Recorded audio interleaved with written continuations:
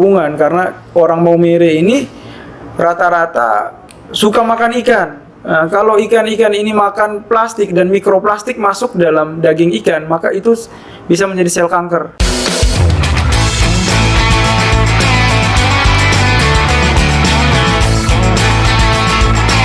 Your voice now, suarakan sekarang. Halo, selamat sore. Jumpa lagi dengan saya Stefani di podcast episode kita kedua kali ini. Dan di sini saya tidak sendiri, saya bersama dengan panggilnya Kak atau Pak ya? Lebih nyaman. Kakak aja. Oke, siap. Seperti yang sudah saya katakan tadi adalah podcast kedua itu membahas tentang kontribusi anak dan orang muda dan peran pemerintah dalam pencapaian pembangunan berkelanjutan SDGs. Nah, dari diskusi hari ini informal dengan orang muda sebelumnya. Orang muda belum terlalu familiar nih dengan apa itu SDGs. Kebetulan dan hari ini kita berkesempatan untuk ngobrol santai bersama Kak Carlos. Ini mungkin orang muda tuh mungkin penasaran sih apa itu SDGs dan mengapa masyarakat dan orang muda perlu tahu apa itu SDGs tersebut. Nah, mumpung ada Kak Carlos nih, silakan dijelaskan. Baik. Jadi SDGs atau Sustainable Development Goals atau tujuan pembangunan berkelanjutan adalah agenda 2030 yang merupakan kesepakatan pembangunan berkelanjutan yang telah disepakati pada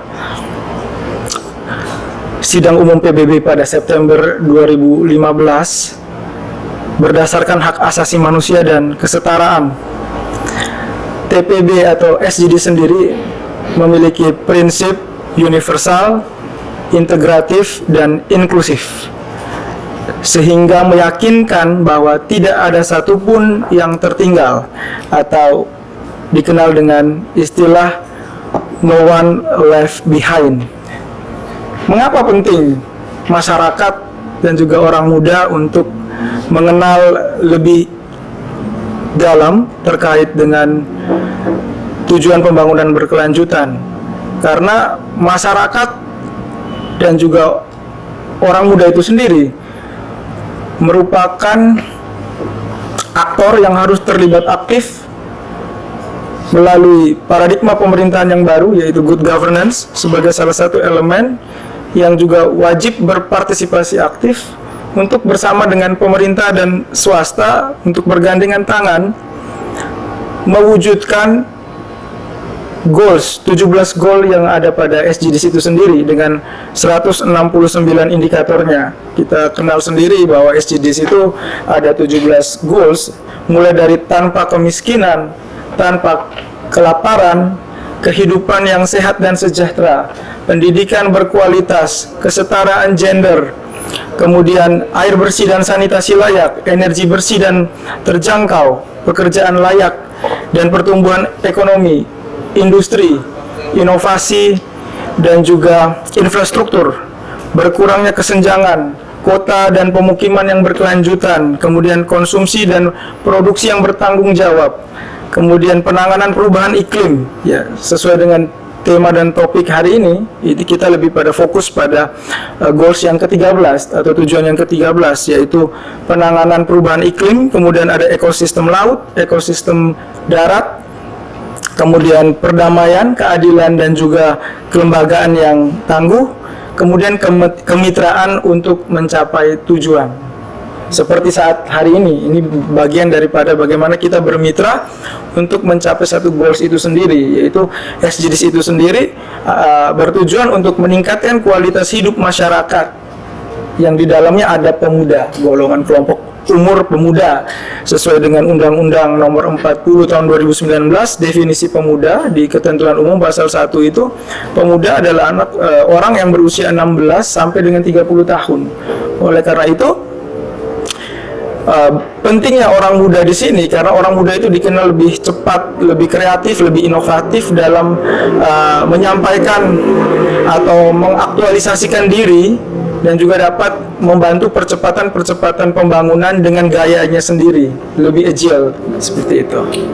Jadi ya penjelasan ini sangat-sangat bagus sekali ya. Jadi, dapat saya ikuti bahwa masyarakat dan orang muda merupakan aktor yang wajib.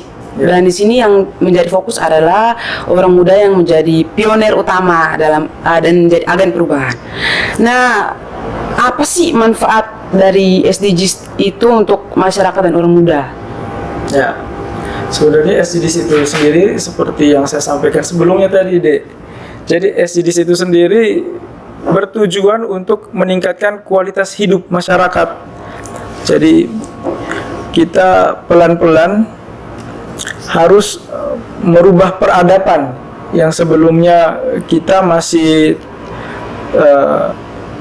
masuk dalam garis kemiskinan, kemudian mungkin dari sisi kualitas pendidikan kita harus perbaiki, kemudian juga untuk tema yang hari ini untuk bagaimana kita terlibat aktif dalam isu penanganan perubahan iklim ya, global warming. Kita lihat kadang-kadang orang Maumere sering banyak mengeluh suhu udara ya, panas yang begitu luar biasa, tetapi tidak pernah berpikir apa akar masalahnya dan bagaimana caranya melakukan penghijauan, reboisasi sehingga kota kita ini sejuk dan bisa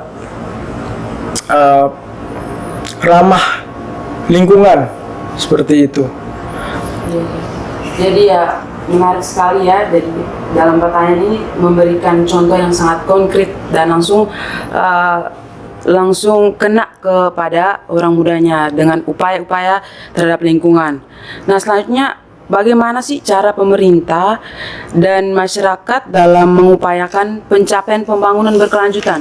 Jadi upaya apa tuh yang paling real wajib dilakukan oleh pemerintah? Oke. Terkait dengan beberapa tema kita yang kita fokuskan di hari ini, terkait dengan meningkatkan pendidikan, peningkatan terhadap mitigasi perubahan iklim ya, adaptasi pengurangan dampak. Pemerintah Kabupaten Sika dalam hal ini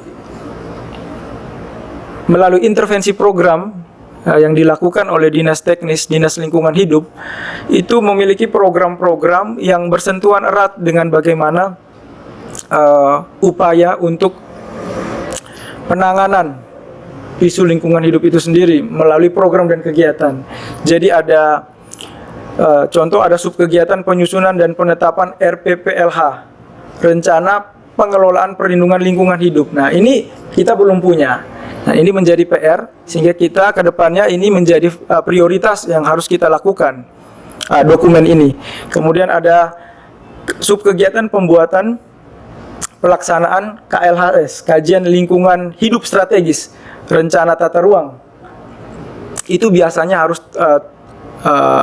diketahui publik, dan KLHS itu sendiri, Kajian Lingkungan Hidup Strategis, ada dalam dokumen perubahan RPJMD, Rencana Pembangunan Jangka Menengah Daerah Kabupaten Sika 2018-2023, seperti itu. Kemudian ada subkegiatan sinkronisasi pelaksanaan pencegahan pencemaran lingkungan hidup, itu juga ada. Kemudian ada pemberian informasi peringatan pencemaran lingkungan hidup kepada masyarakat, dan juga ada koordinasi sinkronisasi penyediaan data dan informasi pengakuan keberadaan masyarakat hukum adat. Jadi di sini juga ada space di mana keterlibatan masyarakat hukum adat untuk bersama-sama berkolaborasi menjaga lingkungan. Ini dari intervensi Dinas Lingkungan Hidup.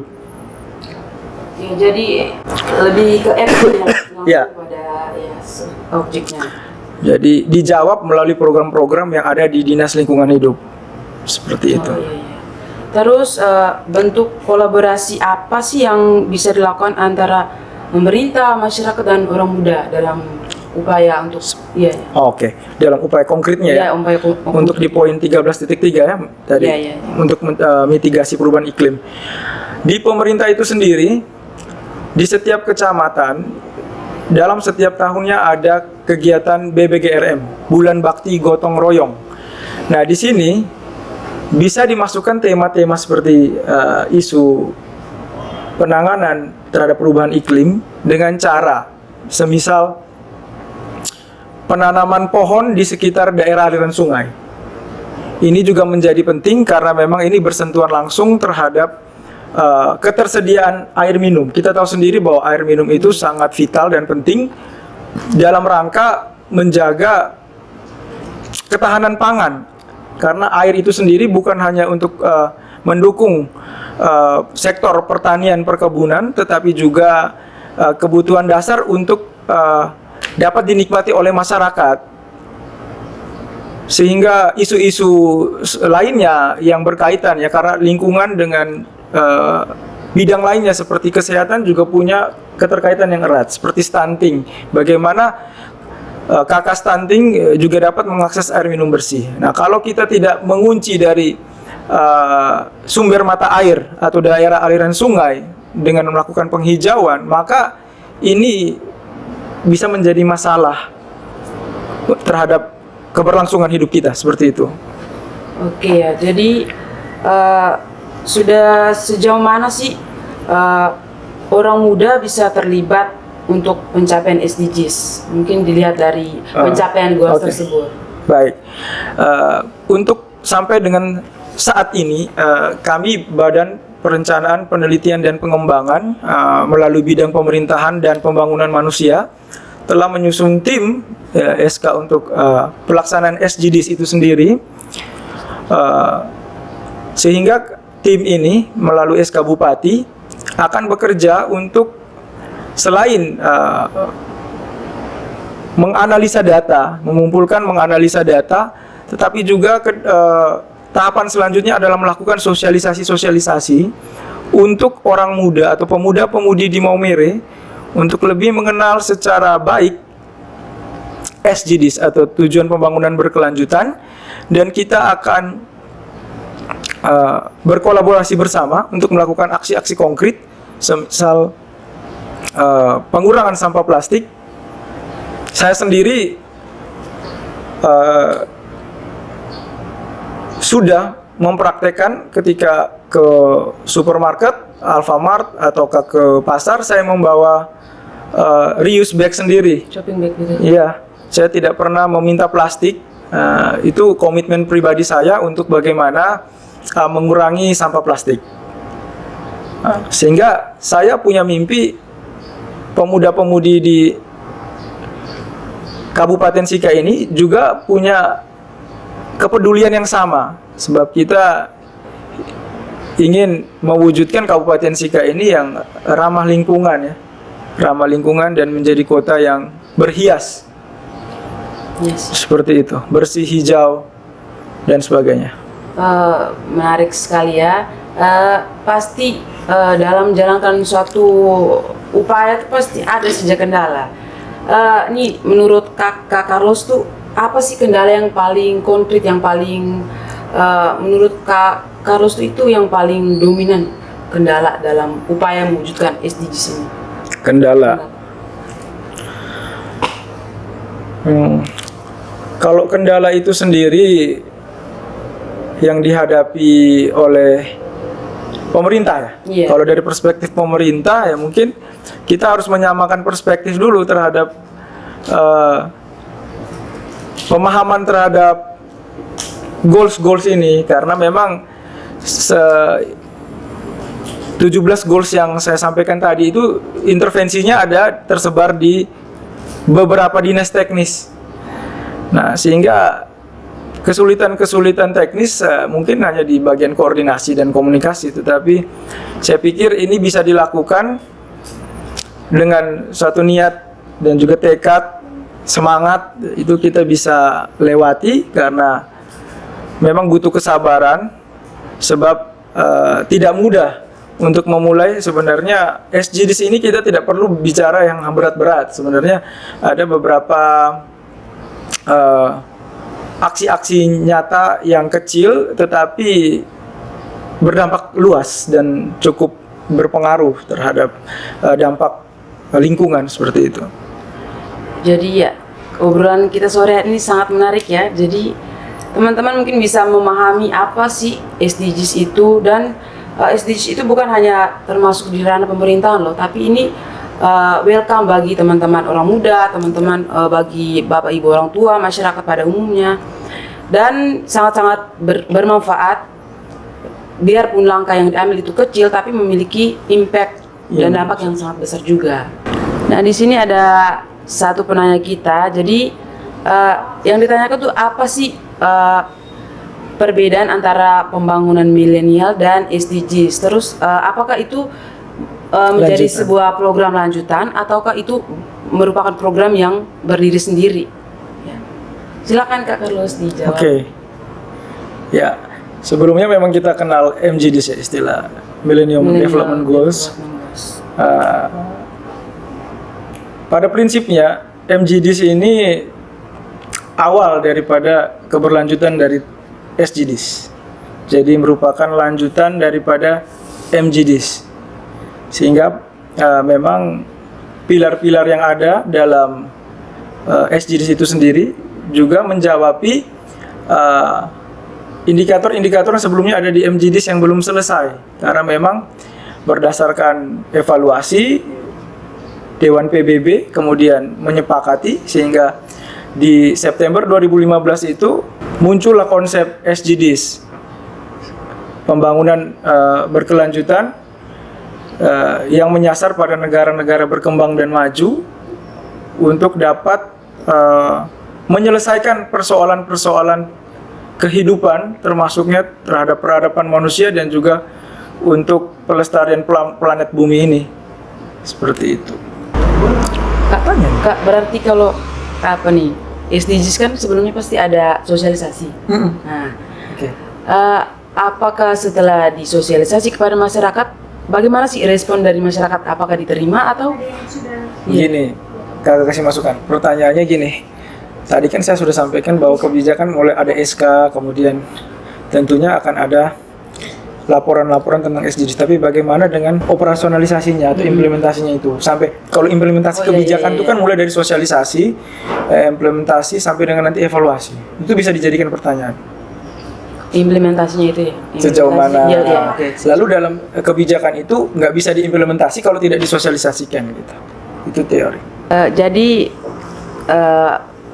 apakah kebijakan SDGs itu sudah disosialisasikan atau belum nih Kak Carlos? Oke. Sampai dengan saat ini pemerintah Kabupaten Sika melalui Badan Perencanaan dan Penelitian Pengembangan Kabupaten Sika atau Bapelitbang sudah memiliki rencana kerja untuk melakukan sosialisasi. Jadi memang sosialisasi itu belum dilaksanakan, dan mulai dari hari ini sebenarnya kita hadir di podcast ini juga dalam rangka mulai memperkenalkan SDGs atau tujuan pembangunan berkelanjutan kepada masyarakat Kabupaten Sika, khususnya orang muda yang kita akan gandeng untuk sama-sama berkolaborasi dalam melakukan implementasi beberapa goals yang ada pada SDGs itu sendiri. Seperti itu. Ya, karena bagus juga sih Kak kalau melalui podcast, karena kalau secara yang bersifat instansi terkait itu kadang-kadang orang muda bosan, apa sih yang disampaikan ini. Kalau melalui podcast seperti ini kan orang muda bisa lebih menerima dan lebih welcome terhadap apa yang diterima. Ini Kak Carlos ada pertanyaan nih, apa sih upaya yang dilakukan untuk berkolaborasi terhadap kelanjutan SDGs ini? Ada program kedepannya gitu? Oh, program-program konkret ya? Iya. Saya sih karena memang saya juga masih termasuk orang muda, jadi lebih konkretnya ya seperti ada clean beach, kita bersihkan pantai. Saya juga melihat prihatin kemarin juga sempat menghadiri Hari Anak di Kelurahan Wuring.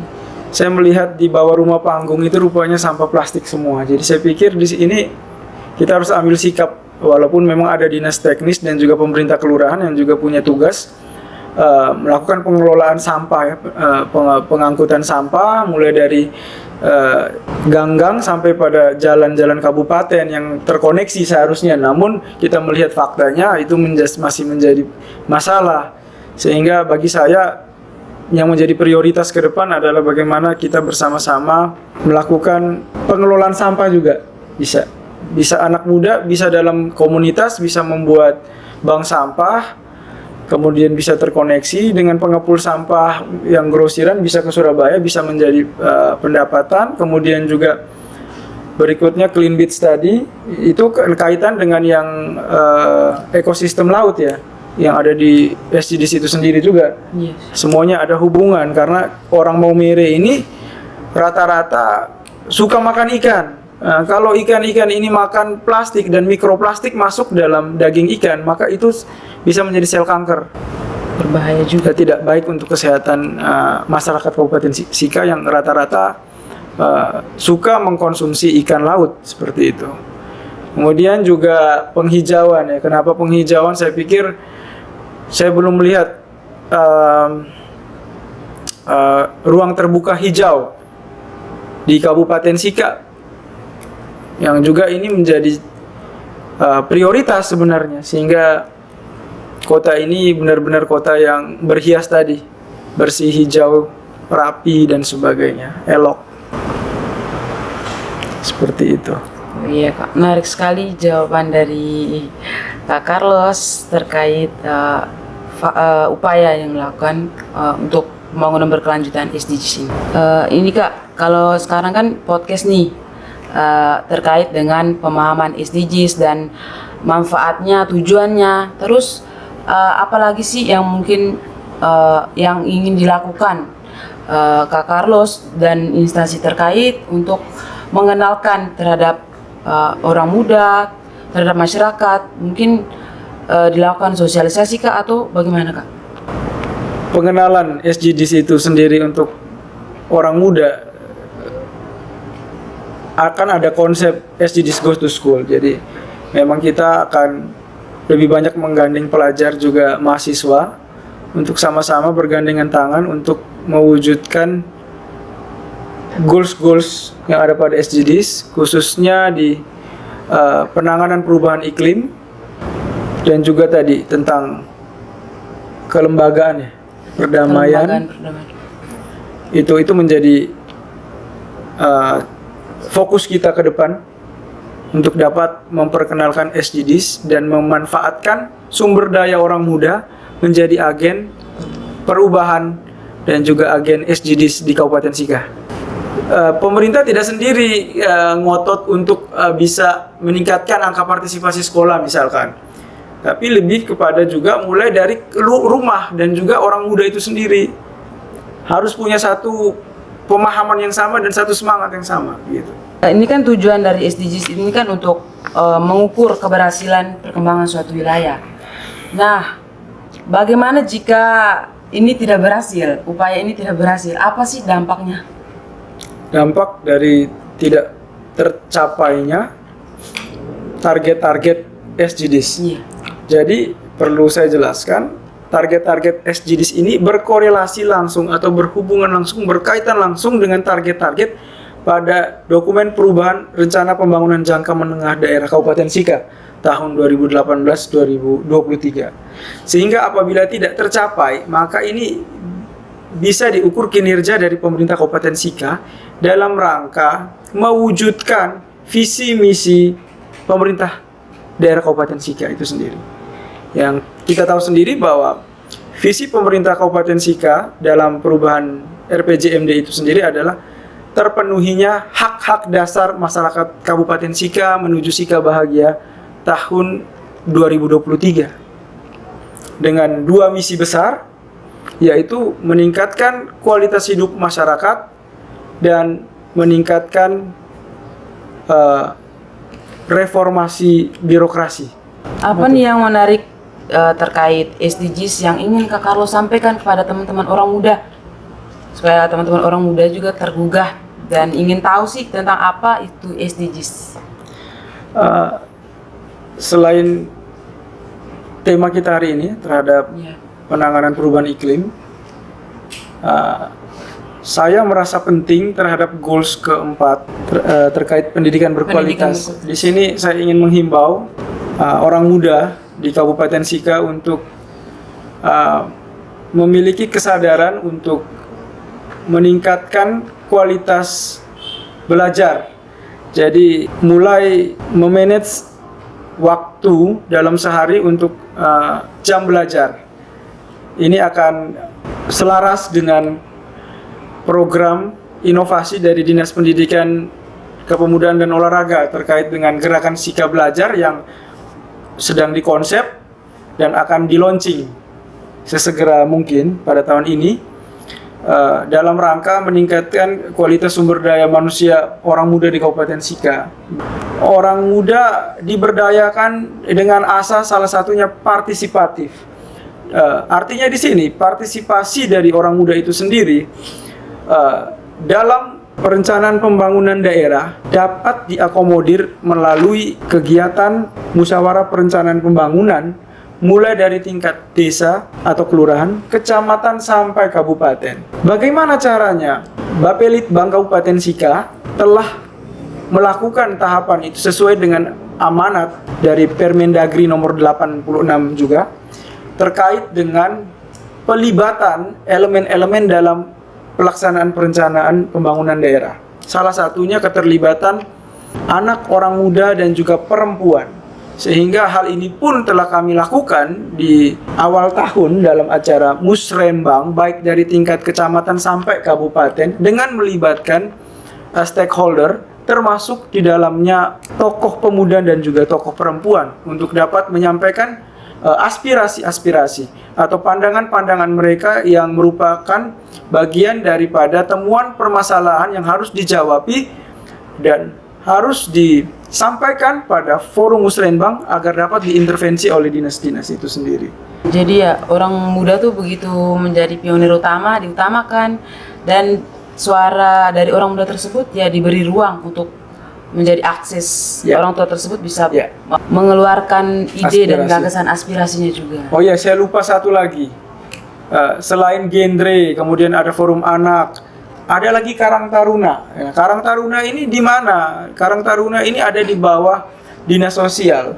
Nah, ini juga merupakan wadah orang muda yang sangat bagus untuk pengembangan potensi diri orang muda itu sendiri. Dan ini bisa kita lihat faktanya, ada beberapa Karang Taruna di Kabupaten Sika ini yang begitu bagus. Seperti di Desa Sika, ya, ada Nibong Sika itu mulai dari nol tapi sekarang sudah mulai hidup dengan mengembangkan potensi budaya dengan musik kampung. Kemudian ada juga mereka mulai melakukan aksi-aksi untuk pelestarian lingkungan juga, seperti itu. Dan saya pikir disitulah orang muda bisa berkarya dan berkreasi, melakukan inovasi, mendukung pencapaian tujuan pembangunan berkelanjutan yang konkret, seperti itu. Dari 17 poin ini ada salah satu poin ke-13 terkait penanganan perubahan iklim. Nah, sesuai dengan relate-nya di Kabupaten Sika sendiri kan, masyarakat sendiri kurang begitu peduli terhadap lingkungan, kerap kali membuang sampah sembarangan dan penggunaan sampah plastik yang begitu luar biasa ya. Tidak terkendali. Tidak terkendali. Nah, di sini mungkin kalau menurut saya ya Kak, itu kembali lagi kepada masyarakatnya. Namun terkait dengan bagaimana pengelolaan sampah tersebut, masyarakat mungkin masih samar-samar nih terkait pengelolaan sampah. Masih samar-samar, masih kurang pemahaman terkait sampah organik dan sampah anorganik. Kita adaptasi dari kota-kota besar seperti Bandung dan Jakarta atau Jawa, itu kan terkait dengan pemahaman, di mana orang-orang di sana itu lebih peduli terhadap lingkungan, itu karena mereka tahu bagaimana cara untuk mengolah sampah tersebut, di mana sampah plastik sendiri mereka buat untuk dijadikan kerajinan tangan yang memiliki nilai jual tinggi. Nah, pertanyaannya bagaimana sih upaya-upaya tersebut apa bisa diimplementasikan di Niantana tercinta, Niantana Sika ini? Oke, baik adik. Jadi terkait dengan sistem manajemen sampah yang perlu dipublikasikan ya. Nah ini juga menjadi PR besar kami di pemerintah Kabupaten Sika, khususnya DLH, dan kami di Bapelitbang akan melanjutkan informasi ini terkait dengan bagaimana DLH harus melakukan layanan secara open for public dan juga menggunakan mungkin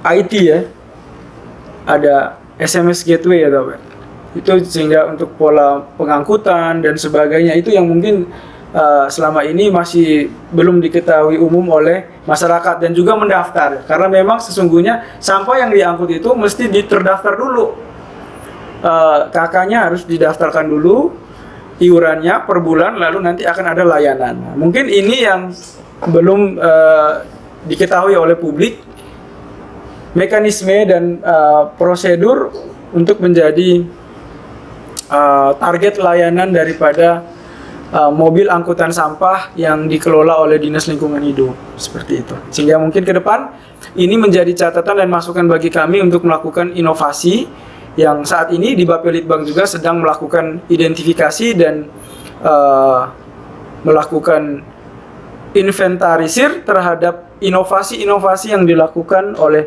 perangkat-perangkat daerah di Kabupaten Sika. Dan ini menjadi ide, kami pulang akan menjadikan PR dan ide ini akan ditindaklanjuti. Kami fasilitasi untuk DLH dapat mendekatkan pelayanan atau mewujudkan excellent service terkait dengan pengelolaan sampah di Kabupaten Sika. Seperti itu. Nah, jadi terkait dengan upaya pengelolaan sampah itu sendiri, itu kan mungkin lebih aware atau lebih kena ke masyarakat di daerah perkotaan. Lalu bagaimana sih upaya tersebut, apa bisa diimplementasikan kepada masyarakat di daerah pedesaan yang mungkin masih terisolir? Oke, ini menarik nih pertanyaannya, Dek. Jadi justru pengelolaan sampah di desa ini bisa menjadi peluang potensi PADES. Jadi desa atau saat ini konsep di DPMD atau di Kemendes itu kan punya fokus bagaimana desa memiliki BUMDes, sehingga ini sampah harusnya dilihat sebagai berkah untuk pemerintah desa membentuk BUMDes yang dapat bergerak di bidang persampahan. Desa bisa melihat sampah sebagai potensi untuk mengembangkan BUMDesnya, sehingga sampah-sampah organik bisa menjadi pupuk yang bisa dijual, kemudian sampah-sampah plastik, kertas dan sebagainya juga bisa dijual, dan itu menjadi penghasilan, pendapatan desa itu sendiri. Sehingga ini hanya perlu fasilitasi dan juga mungkin Dinas Lingkungan Hidup perlu mendampingi ya proses desa-desa yang ingin mengembangkan BUMDes berkoordinasi dengan DPMD untuk mengembangkan desa-desa yang ingin menjalankan BUMDes di bidang persampahan ini, seperti itu. Ya, jadi ya langsung actionnya ya. Ya. Langsung ya. Ini ada pertanyaan nih Kak. Apa sih ide yang paling konkret yang mungkin diterapkan di rumah untuk pengolahan sampah tersebut? Silakan Kak dijawab. Siap. Jadi untuk pengelolaan sampah rumah tangga ini ya pertanyaannya. Jadi memang menarik, rumah itu sebenarnya setiap orang itu adalah penghasil sampah ya, mulai dari rumah. Sehingga manajemen itu harus mulai dari rumah. Jadi pemilahan sampah itu memang harus terjadi dari rumah. Ada juga yang di sini sampah-sampah yang organik ini juga bisa, selain daun itu kan ada sisa-sisa makanan yang juga bisa dijadikan untuk makanan ternak. Kalau daun ini kita bisa olah, bisa juga jadi pupuk kompos. Kemudian dengan memanfaatkan pekarangan rumah yang ada, pupuk kompos ini akan bisa membantu pemanfaatkan pekarangan toga atau P2L ya, program yang dilakukan oleh Dinas Ketahanan Pangan, pekarangan lestari. Nah, itu ekosistemnya itu sangat bagus kalau seandainya kita melakukan pemilahan dari rumah seperti itu, sehingga ketika pemilahan sampah terjadi dari rumah, Dinas Lingkungan Hidup pun harus menyediakan angkutan itu sudah harus terpilah juga. Ketika kalau sudah terpilah dari rumah lalu diangkutnya juga secara acak atau campur, ini juga persoalan. Sehingga saya pikir kembali lagi ini konsep ini atau masukan-masukan ini akan menjadi vitamin ya, ataukah kritik yang sangat membangun untuk Dinas Lingkungan Hidup melakukan evaluasi dan juga perubahan sistem pelayanan pengangkutan sampah itu sendiri. Ini Kak Carlos, mungkin Kak Carlos bisa menyampaikan kepada teman-teman semua hal-hal yang mungkin, hal-hal atau unek-unek yang mungkin tadi belum tersampaikan. Sekarang silakan Kak Carlos sampaikan kepada teman-teman. Oke. Jadi mungkin ini closing statement dari saya. Orang muda Sika harus cerdas, harus memiliki rasa cinta khususnya terhadap lingkungan sekitar, bagaimana melestarikan lingkungan. Kemudian orang muda Sika juga harus berkontribusi nyata dalam hal menangani isu perubahan iklim atau climate change dengan aksi-aksi konkret seperti itu. Wah, seru sekali obrolan kita sore hari ini dengan topik yang dibahas yaitu kontribusi anak dan orang muda dan peran pemerintah dalam pencapaian pembangunan berkelanjutan SDGs dengan narasumbernya adalah Kak Carlos. Terima kasih. Your voice now, suara